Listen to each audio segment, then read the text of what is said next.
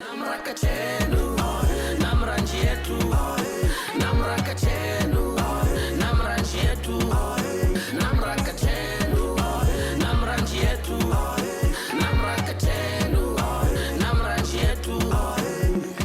NamRA, serving with passion. Good day and welcome to this edition of NamRA Kachenu, where the focus stays on tax, customs and excise matters. My name is Elise Dentlinger and I am delighted to be your host for the next half an hour. In recent developments, NamRA joins the launch of the time-release study for the Trans-Kalahari border post, Namibia.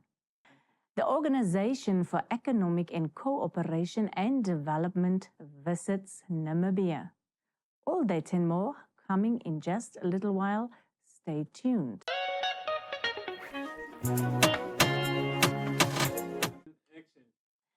NamRA, in collaboration with the Southern African Development Community SADC, launched its second report for time-release study at the Trans-Kalahari border post. This is marking a crucial step in determining the time spent at the border post. Here is how it went.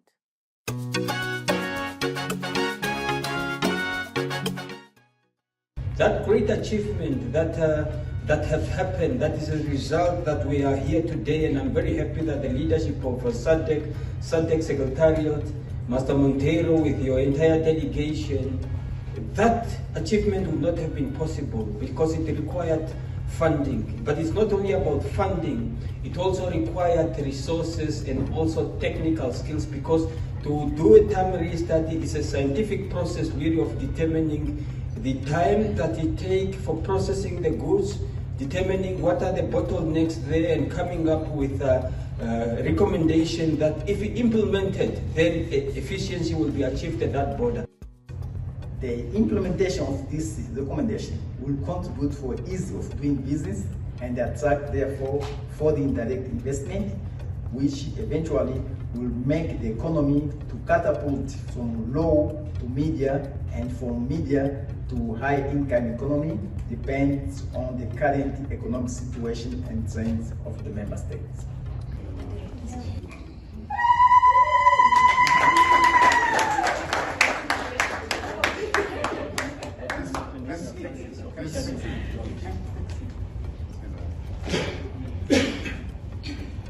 This coordinated border management national strategy for Namibia is officially launched. It's dated March 2025.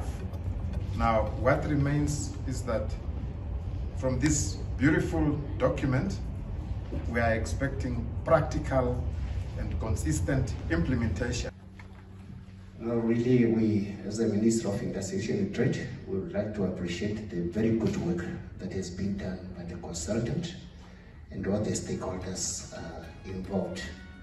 So we are now really officially launching the report of the Trans-Kalahari time-release study. Very much appreciated. Thank you. On the 10th to the 13th of March 2025, the Organization for Economic and Cooperation and Development, OECD Tax Policy Advisors, conducted a mock on-site visit to Namibia regarding the Global Forum recommendation on the exchange of information on request.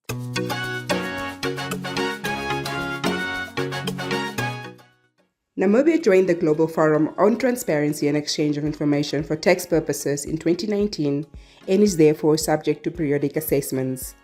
In preparation for the main assessment around August this year, the delegation came for a mock review of the Namibian setup.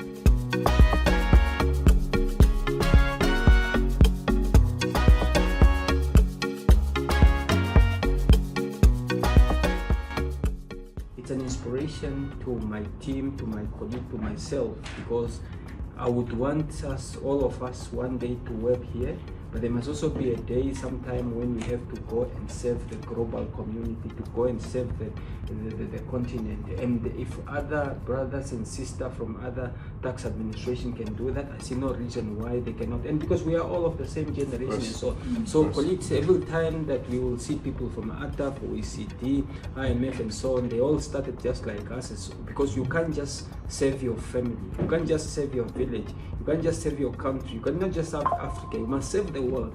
And if they can do it, you guys can do it. So Namibia joined this forum and committed as a member to implement the internationally agreed standard on transparency and exchange of information, and also to benefit from this standard. What are those standards? We currently promote 3 standards. The first one, and this was the original standard since 2009 when the Global Forum was created in its current structure. It is the standard on transparency and exchange of information on request, whereby a tax authority like NamRA, in the normal course of administration, tax audit, investigation, will need an information to ascertain the position of a taxpayer which has been in contact with foreign counterpart, maybe.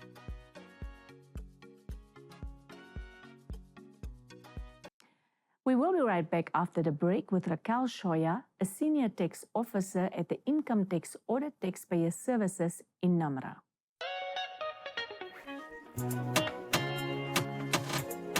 Welcome back, and we are now joined by Rakel Shooya, a senior tax officer at Income Tax Audit Taxpayer Services in NamRA. She will be talking to us about the journey of an individual salaried person and pensioner. So Rakel, welcome to NamRA Kachenu. It's an honor for us to have you here today. Thank you for having me. So tell us, who is Rakel Shooya, and also give us a little bit of your professional background. I have over 10 years of working experience in taxation, of which the first year I was working at an audit firm where I was responsible for processing invoices and then preparing the VAT returns, import tax returns, and also PSEN return, income tax for individuals. From there, I went to join the Inland Revenue, where I was responsible for processing of VAT returns, import tax return, salary individual returns, farmers, and also companies and CCs. When it comes to my educational background, I have a degree in accounting and finance, and I also have a master's in management science. I'm currently studying for my LLB, and I'm also in the process of getting certified with the Association of Certified Chartered Accountant, what we call ACA. And yeah, that is my educational background and my professional background. That is very impressive, Rakel. So you are a very, very capable person. So we are so glad you're here today. Can you tell us, when we talk about voluntary compliance, referring now to our individual and pensioners, taxpayers, what is the meaning of voluntary compliance? When it comes to voluntary compliance for salary individual, we are talking about 4 pillars of compliance, which is you need to be in compliance with these 4 pillars, and then you can say that you are compliant. So the first pillar is registration, which basically means that when you become eligible for registration as a salary individual, you voluntarily come and register as a taxpayer. And the third one is filing. So that one deals with you file your returns as they become due. The third one is payment, meaning that should you owe anything after you file your return as a salary individual, then you make that payment immediately. And the fourth one is accurate reporting, basically meaning that when you file your return, the information that is in that return is accurate and correct for that year of assessment. And when you say now voluntarily compliant for a salary taxpayer, we are saying that you are doing all these 4 things without the interference of NamRA, to say you register when you become due willingly on your own. And when you comply now with these 4 pillars, then you say that you are a compliant salary individual. Yes, that is quite interesting. So when it comes to taxpayer support and education, we have to always keep our taxpayers up to date about any changes that is in the Income Tax Act that is reflecting on their submissions. What is the initiatives that you normally take, and what should our taxpayers be on the lookout for when you are doing that?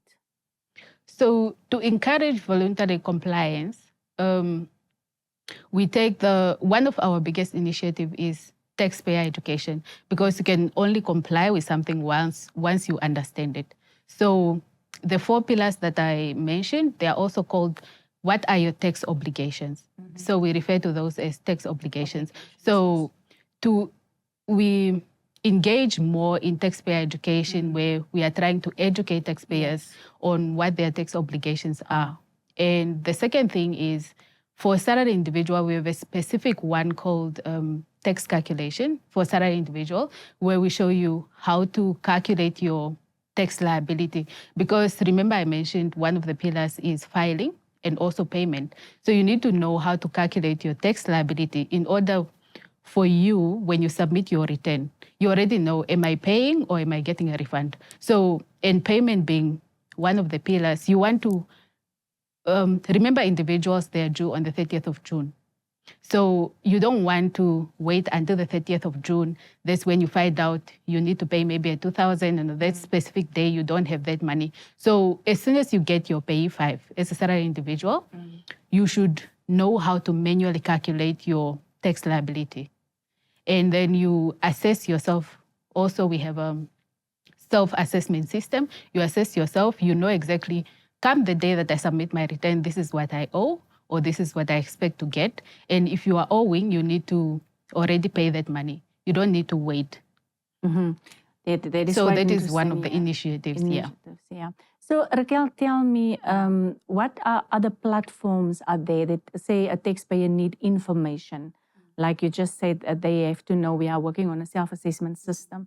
So what other platforms is there that they can go to get educated on the how, because it's always on the how do I start, where do I start, how do I go about doing this and doing it correctly? And what is also the most important thing before they submit their return to look at before they submit? Yes. So one of the things that you need to do, or one of the platforms that you need to visit, you can visit our website, where on that website, there's all the information that you need to know about different types of taxes. But when it comes to salary individual, the subject that we are busy with today, there's specific information for salary individual, like who need to be registered, when should you register, and what do you need to register, how to file your return. And it's also very important for a salary individual to know, like, when I'm filing my return, what schedules should I complete? So it makes you easy so that you don't complete the wrong schedule that don't apply to you. You need to educate yourself on that. And another thing, I'll still go back to the taxpayer education, because that is the platform where you can ask specific questions that relate to you on things that you maybe want more clarity on, or things that you don't understand. So taxpayer education being one of them, please attend one of our sessions. And the second one being all our social media platforms. I mentioned we have a salary individual tax calculation session that we still continue doing. But if you go to our, for example, our Facebook page, you'll be able to watch that session again and just educate yourself on how do I calculate my tax liability. I believe that is one of the important things. Mm-hmm. That is quite right, what you are saying there. So the filing season is about to commence, with the due date will be on the 30th of June, 2025. What advice would you give to our taxpayers before they're submitting their returns? Yes. So my number one advice to the taxpayer is for them to please acquaint yourself on what sections apply to you as a salary individual. And when you submit your return, you should attach all the documents and I'm referring to your PSUN5. That's one of the documents that you should always upload when you are filing your return. And should you have any educational policy or you have retirement policies, then you should upload those also on when you are submitting your return. Because remember we said it's a self-assessment, and should somebody need to verify what you now filed on your returns, then we can look at your attachment and then just verify your assessment. But the most important thing I will still emphasize on, please know how to calculate your tax liability. That is the number one thing that you need to do. And also for those ones that are not registered yet, or you just got your first job and you don't know what your tax obligations are, it's very important to go on our website and see who need to be registered for what, and when are we supposed to file our returns, and should I want to pay, how can I even make that? You can come and pay at our cash office. So that is when you come now to payment. Yeah. So, but my number one emphasis is every salary individual should know how to calculate their tax liability. That is the one important thing. Yes. Yeah. And also you need to know which schedules apply to you as a salary individual. And again, another thing is, we are talking about voluntary compliance. We want you to do all this, to fulfill your tax obligations willingly, without being forced or without being imposed by penalties or interest. So that is really what we want to initiate. But also additionally on that, currently we have a program running, which is the tax amnesty. So for those taxpayers who have an outstanding balance, they can register for tax amnesty, where when you pay your 100% of your outstanding capital amount, then you have 100% of your interest and penalty written off. So, which I believe is really a good initiative. And should you have an outstanding balance, that is an opportunity that you need to take. Yes. Well, Rakel, there's just a little bit that I want to touch on about the submitting part. Yes. We have had a lot of queries about the recons that has to be submitted by the employer. And as well as, say, a taxpayer want to upload, there's also the broken period part. Mm-hmm. Can you explain to us a little bit more about that? So, when it comes to a salaried individual, your employer have an obligation to withhold tax from you every month. That's why it's not a salaried individual person to come and pay their tax every month to the receiver. So what happens is the employer withhold every month, and they pay that when they submit their PSUN returns. Now, the thing is, if you get now your PSUN certificate at the end of the year, and which is basically the summary of all the taxes that have been deducted from you during the tax year, your employer need to give you that. And it need to match with the reconciliations that the employers submit every month. So should that now be the case that your recon is not matching with your PAYE5, you can still use your PAYE5 and calculate your tax liability manually while you are waiting for that to be fixed. But you should also notify your employer to say, my recon is saying this and my PAYE5 is saying this, which one is correct? So I believe that is the best initiative that you need to do should you find yourself in that situation. In that situation, yes, because sometimes people submit, then it's not corresponding. Yeah. And either you have a big refund, which is not correct, or either you have a debt that you owe, which is also not correct. So that too should correspond, the recon and the PAYE5. Yes, because when you submit your PAYE5 on the system, all the information that was submitted by your employer during the month is then automatically auto-populated on your schedules when you file your return. So basically you just use that information that's on the system with your PAYE5 and see if it's corresponding. But if it's not corresponding, the information that will pull through is the information that is auto-populated from the employer's recons. So my advice is to always make sure that the two information correspond, because it's the same information, just in different format. Yeah. And as for the broken period? What can our taxpayer do? A broken period basically means that our tax year starts from 1st of March until 28th February. And if your employment didn't start in correspondence with the tax year, then you have what we call a broken period, meaning you worked for less months instead of the normal 12 months period. So say, for example, you start in August, only started in August, but the tax year has already started in March. So what you need to do is you need to, if you were not working at that point in time, then you need to make a declaration from the police to say, from this period to this period, I was unemployed. And so that when you look at your pay 5 and your declaration, then it complete the full tax year. Okay, that makes absolutely sense. Thank you so much for that. Rakel, any last words that you, or advice that you like to give our taxpayers out there before we greet them? Yes, my main advice is I would love for all of us to know how to calculate our tax liability.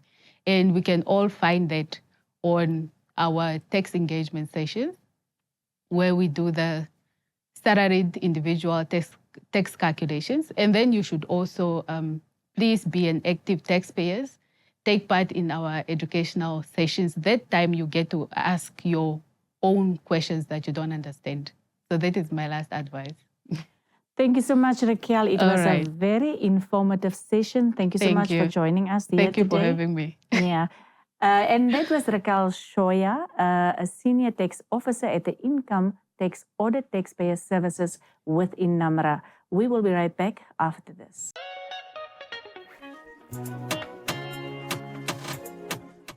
Let's look at how to file returns with a pay-as-you-earn 5 only in Silozi. Motozi Chava, kina maimbo matongela. Lui tute hamo kama mkona kuna pampili ya litifo za mitelo amina falikepe la Adidas. Muhato wa pili mukole likepe la portal. Muhato wa buveri muchonge fokungozwi return. Muhato wa bulalo muchonge fokungozwi my return. Muhato wa bune mubate pampili ya mina. Muhato wa buketalizo mukete pampili ya litifo ya mutelo mbata kulumela. Muhato wa busilera muchonge fokungozwi file the return button. Muhato wa busupa muniti fazeka kuchonga fokungozwi normal form for individual. Muhato wa bulo batalo mukutseli kepeleo fafasi mukete schedule 3 iliyona ya msevezi. Muhato wa bulo bane mukwale schedule 3 muchonge fokungozwi tuwero amo chwalo nukuchonga fokungozwi tuwero kaufera mi muzwele pili kuchonga kwa nda boxi kuli nomboro kaufera libona alehande. Muhato wa buli shumi mutali msiseli nomboro nukunyakisisa haivali tuwero kaufera zaza mara ni tuwero za mtelo kapa li tuwero ze mpumero anga za msevezi kapa li tuwero za busupali. Muhato wa buli shumi ni kalikamwe mukwale schedule 17 mimunyati seze haiva masharing empumezi silimoseo aza mara ni pampili ya litifo ya mtelo wa mina. Muhato wa buli shumi ntotubeli mukwale schedule 24 muniti faze haiva nduye muina kuyona kiyamina. Haiva kiyamina muchonge fokungozwi N. Haiva hakiyamina muchonge fokungozwi vatli.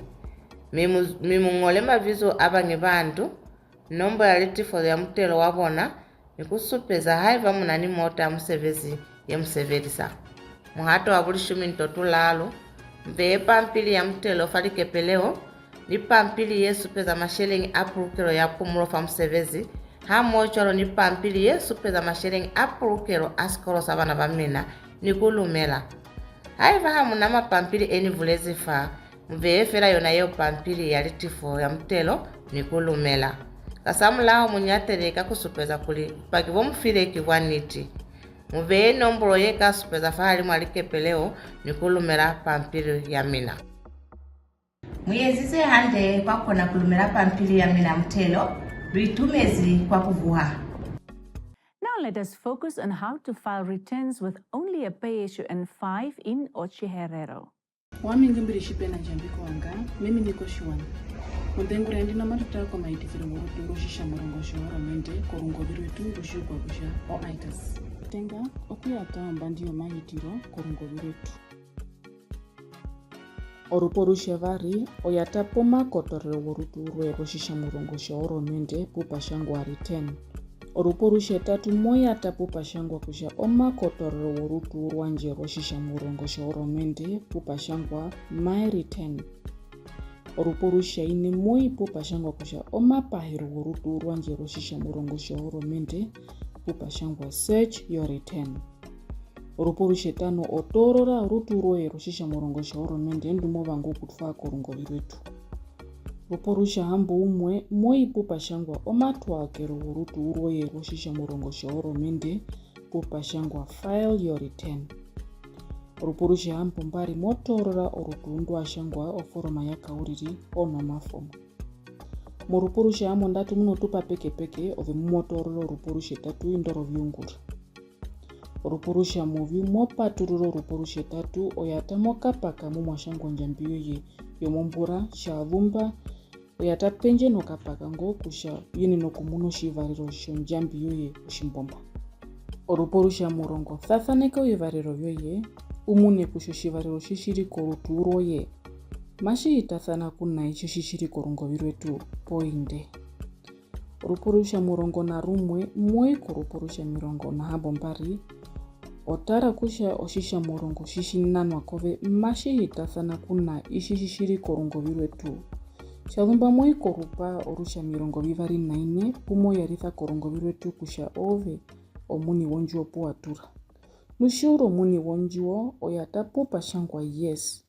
Nushio heri muni wonjuo mothoku yaritha enaro muni wonjuo puno nomora ye yoshisha murongo. Nuwina no oshiunguritha oshihauto shovyongura mothoku yaritha. Oruporusha murongo na mbari shita oshiyengurua shorutu roye roshisha murongo shavumba utfe korungovi rwetu. Ove wina mwatherirwa po ninga ndi kusha wane no kutfa korutu roye roshisha murongo korungovi rwetu. Okunene peba. Here are the trivia of duties.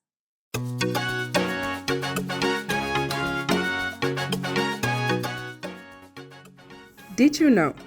When it comes to air cargo clearance, the airway bill is the most important risk indicator when verifying the SAD 500 with the invoice. This guides and gives an indication on the country of origin to enable the correct duties to be paid in the right country.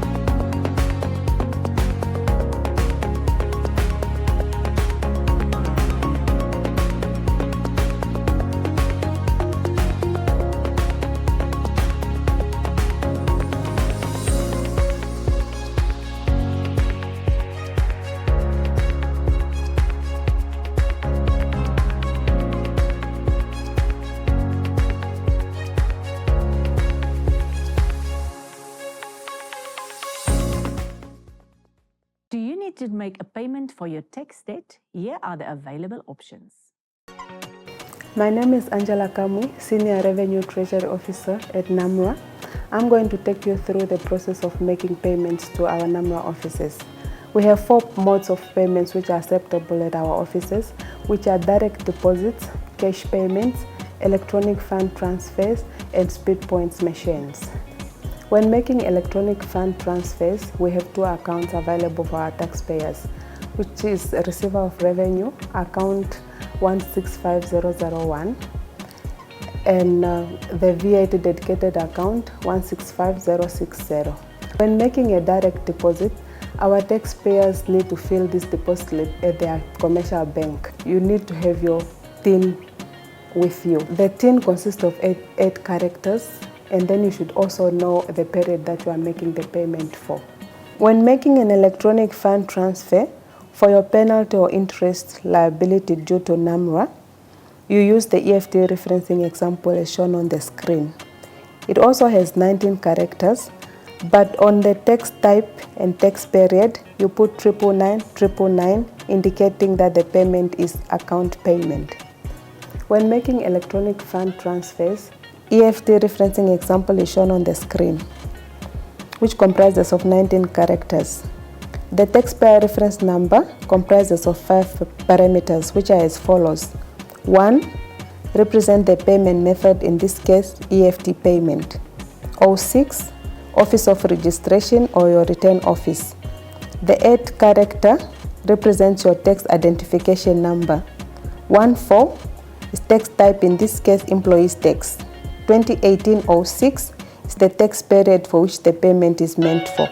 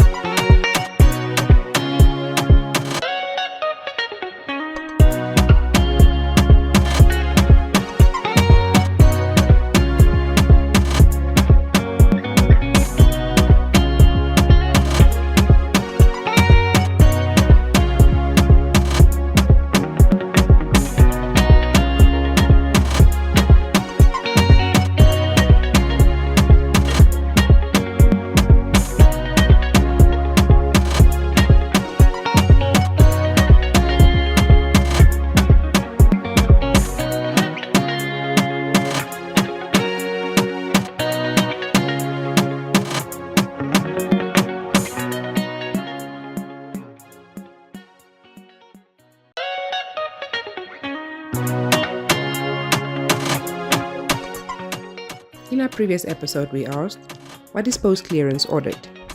Here's the answer. Post-clearance audit is a process conducted after goods have been cleared through customs. It involves the examination of a trader's records, transactions, and systems to ensure compliance with customs laws and regulations. And with that, we conclude this edition of NamRA Kachenu. We hope that the information shared has been insightful and valuable. Join us again in 2 weeks' time for more updates and discussions. Until then, stay informed, stay compliant, and from all of us here at NamRA Kachenu, goodbye.